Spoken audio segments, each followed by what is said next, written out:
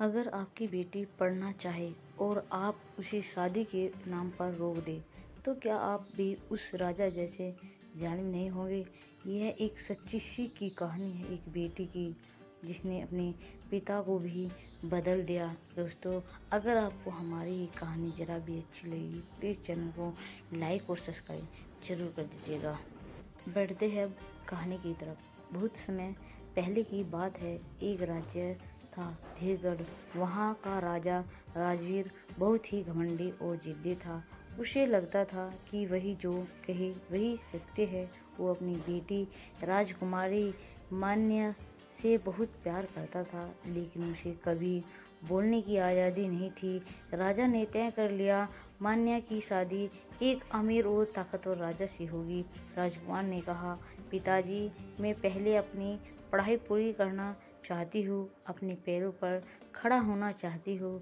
राजा ने गुस्से में कहा, लड़कियाँ राज करने के लिए नहीं होती, आदेश मानने के लिए होती है। मान्या रोई नहीं, उसने हार नहीं मानी। एक रात जब सब सो रहे थे, वो अपने गुरु के पास गई और जंगल में आश्रम में रहने लगी। वहाँ उसने पढ़ाई की, युद्ध सीखा और समाज की सेवा शुरू कर दी। धीरे धीरे लोग उसे जनता की रानी कहने लगे।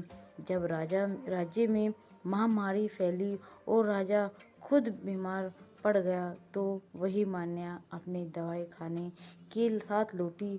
उसने पूरे राज्य की सेवा की, बिना बदले की भावना की।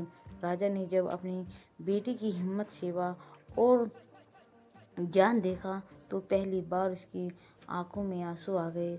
उसने मान लिया, बेटियां बोझ नहीं होती, वो ताकत होती है अपने पिताजी की, जो पूरे राज्य को बदल सकते हैं। दोस्तों, अगर आपको ऐसी ऐसी कहानी चाहिए, चलिए हम एक दोहा कहते हैं आपके लिए। बेटियां को जंजीर नहीं, जमीन चाहिए, जहां वो अपने पंख फैला उड़ सके। दोस्तों, अगर आपको हमारी ये कहानी ज़रा भी पसंद आई है, तो प्लीज़ कमेंट में ज़रूर बताइएगा। नमस्कार दोस्तों।